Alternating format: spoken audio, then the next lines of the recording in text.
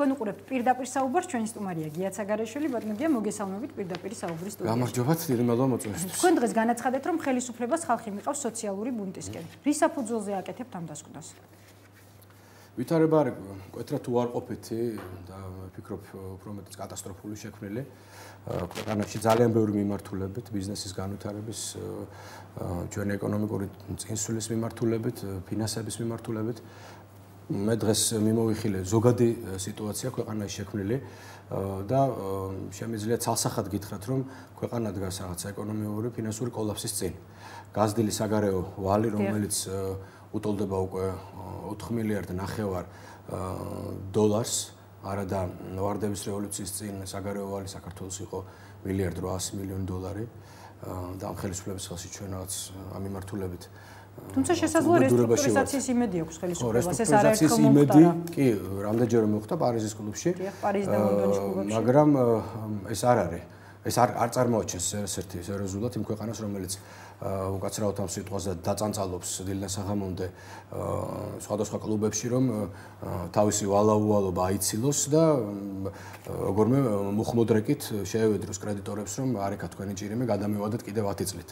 ანუ ეს ცალსახად იმაზე მეტყველებს, რომ ქვეყანა ესე დღეშია. თუ ბატონი სააკაშვილი წაბრძანდება პარიზის კლუბში, ეს არის ცალსახად და მგონი დამეთახობით ამაში იმის აღიარება, რომ ქვეყანა ნაციონალურ მოძრაობამ სააკაშვილთან ერთად მიიყვანა ფაქტურად უბედურებამდე და ისეთ უსკულამდე, საიდანაც გამოსავალი ფაქტურად უკვე შეუძლებელია მოიძებნოს. მაგრამ სოციალური ბუნტის საფუძველი რა შეიძლება გახდეს? ქვეყანაში სადაც არასოდეს პრინციპში მიუხედავად იმისა, რომ ძალიან უჭირდა ხალხს, ასე ვთქვათ, ხალხმრავალი აქციები სოციალური მიზეზის გამო არასოდეს არ გამართულა. კი, მართლაც ვზანებთ თავიდან ბოლომდე, რატო აღვნიშნე მე სოციალური ბუნტი, იმიტომ რომ ქვეყანაში არის უმძიმეს ვითარება შექმნილი 1,800,000 ადამიანი არის უმუშევარი, უკაცრავად სოციალური ზღვარს მიღმა დარჩენილი, დაახლოებით 30%-ს აღწევს უმუშევრობა საქართველოში, ეს არის 620,000 ადამიანი დაუსაქმებელი ჩვენ ქვეყანაში, არის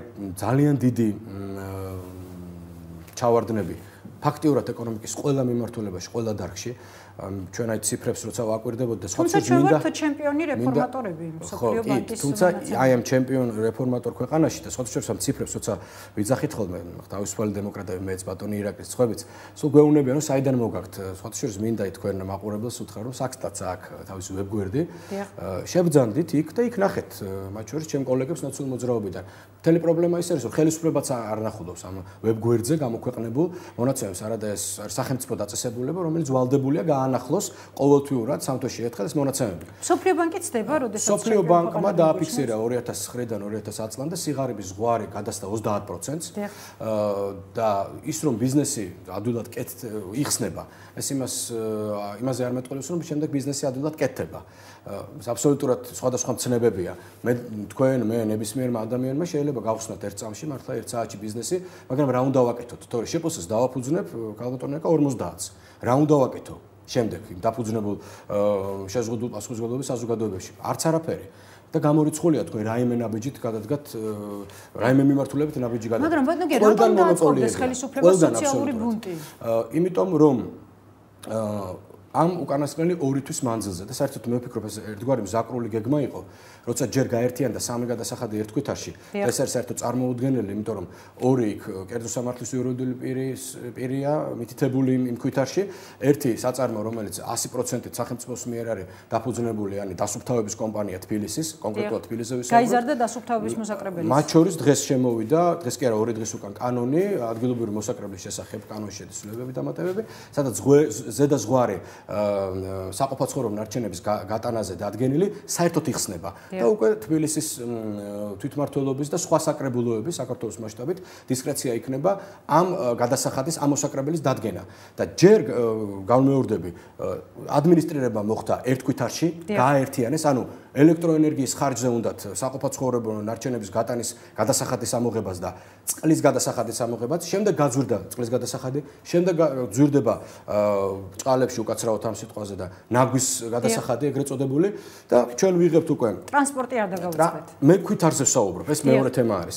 ჩვენ ვიღებთ უკვე გაზრდილ გადასახადებს ორივე მიმართულებით და ამ ორივე მიმართულების ადმინისტრირება უნდა მოხდეს ელექტროენერგიის გადახდის ხარჯზე. თქვენ საწარმოგიდგენიათ, რომ მე არ გადავიხადო ელექტროენერგია და თქვენ ამისთვის მე წყალი გამეთიშოთ. ან თქვათ დამაჯარიმოთ იმიტომ რომ მე თქვათ საყოფაცხოვრებო ნარჩენის გატანის გადასახადს არ ლეიბორისტებმა მაგალითად საკონსტიტუციო სასამართლოში შეიტანეს საჭელი. მაგრამ როგორ ფიქრობთ სწორად მოქმედებს ოპოზიცია მაგალითად საკრებულოში ოპოზიციას ყავს 11 წარმომადგენელი პარლამენტშიც არიან ოპოზიციური პარტიების წარმომადგენლები არც ერთ ამ საკითხთან დაკავშირებით ვერც ერთ საკითხთან დაკავშირებით ოპოზიციამ შედეგს ვერ მიაღწია რატომ პირველი რომ თქვენ საუბრობთ ამ შესახებ ყველა საუბრობს მაგრამ საუბარი რჩება საუბარი პირველი მიზეზი ამის ის არის რომ ჩვენ ვართ უმცირესობაში მეორე უმთავრესი მიზეზი ის არის რომ საარჩევნო ურნასთან რომ მიდიან ის ადამიანები რომლებიც ესეთ პოლიტიკურ ძალას ხმას აძლევენ როგორც ნაციონალური მოძრაობა არის თავის ქვეყანა ფაქტურად ჩიხში შეყავთ და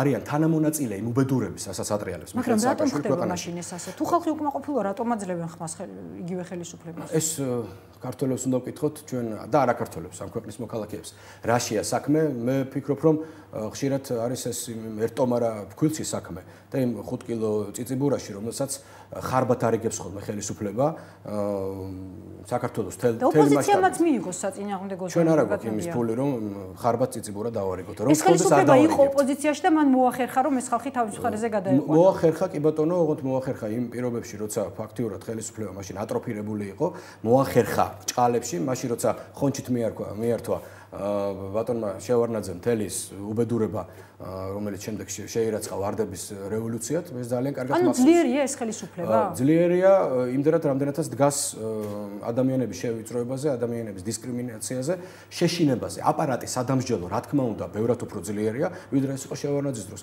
ადამიანებს რეალურად ადამიანებს აქვთ შიშის სინდრომი, ესეა ნამდვილად.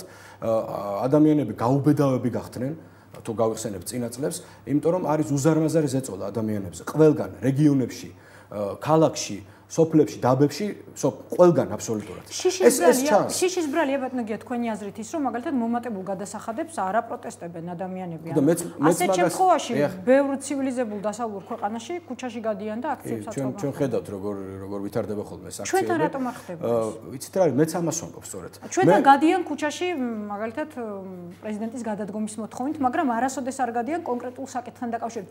იქნებ ოპოზიციამ უნდა ითაოს არ არის გამორიცხული, არ გამორიცხავს მე ამას ნამდვილად ამას ვარაუდობ მე სწორედ როცა ვამბობ რომ არ არის შორს ის დღე თუ კი ეს ყველაფერი ესე გაგრძელდა რომ ერთ დღეს რაღაცა დამშეული ხალხი მართლა დამშეული ხალხი გამოვიდეს ქუჩაში და არაპოლიტიკური მიზნების მისაღწევად არამედ უბრალოდ პურის მოსაპოვებლად იმისთვის რომ თავიანთ შვილებს თავიანთ დედებს მამებს ლუკმა პური მიუტანონ ოჯახებში სად არის გაერთიანებული საქართველოს სიღარიბის გარეშე აღარც გაერთიანებულია საქართველოს და აღარც სიღარიბე ვერ დაუძლიათ ჩვენ მე ამ სლოგანზე მოგახსენებთ რომელიც ტრიალებდა სულ ამ წლების მანძილზე ნაციონალური მოძრაობის მიერ და ახლა დღეს უკვე გაზეთ კომუნისტშიც ამოვიკითხეთ ჩვენ 82 წლის კომუნისტში რომ გასაკეთებელი კიდევ ბევრია დიახ და მე არ ამგონია რომ ხა ეს სლოგანი ამოიკითხეს ნაციონალური მოძრაობის წევრებმა კომუნისტ გაზეთ კომუნისტში იქ დარწმუნებული ვარ თუნდაც ეს კომუნისტი იყოს ბევრად უკეთესი რაღაცები ეწერებოდა მაგრამ უბრალოდ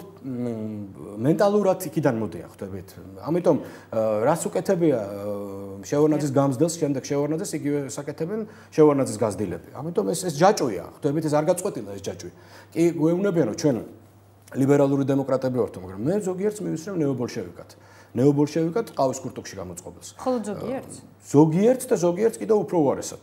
ანუ ნეობოლშევიზმი ეს არის ყველაზე კარგი ეპითეტი ამ ადამიანებს. ზოგიერთი მინდა გითხრათ ფაშიზმშიც არის გადაჭრილი. ამაყობდა იმით რომ მისმა ზოგიერთმა მინისტრმა არ იცის მაგალითად ლენინი და სტალინი ვინ არის. იცით რა არის? არ არის აუცილებელი თქვენ იცოდეთ ლენინი და სტალინი რა არის. თქვენ შეიძლება სისხლით გადმოგეცეთ ოქტომბრელობა, პიონერობა, კონკავშირელობა და შემდეგ ბოლშევიზმი. სისხლით გადმოვიდეს თქვენი დედისგან, თქვენი მამისგან. არ არის აუცილებელი თქვენ დიდი ბელადების ისტორიებზე გაიზარდოთ. თქვენში თუ ეს ბუდობს ბელადიზმი უკვე მანიაკალურ თვისებაში გადაზრდილი. არ არის აუცილებელი თქვენ წაიკითხოთ საბჭოთა კავშირის გიმნი, თქვენ თქვათ რომ მზე ჩრდილოეთიდან ამოდის, ზოგიერთი ადამიანისთვის მზე ამოდის ალაბრისა პრეზიდენტო რეზიდენციიდან. პრინციპში ამას დიდი განსხვავება არა, საიდან ამოვა მზე. ბატონო, როდესაც მოსაკრებლების საკითხი შევა პარლამენტში, რას აპირებს საპარლამენტო ოპოზიცია? აუცილებლად მე ყველას მაგვიროთ აქ, რა თქმა უნდა, ვერ ვისაუბრებ, მე ძალიან მწვავედ მკვეთრად დავაყენებ ამ საკითხს. ეს არის ბოლო აკორდი, ხვდებით ამ რაღაცა მახეში, რომელიც ამ გაუბედურებულ ხალხს განსაკუთრებით თბილისში დაუგეს.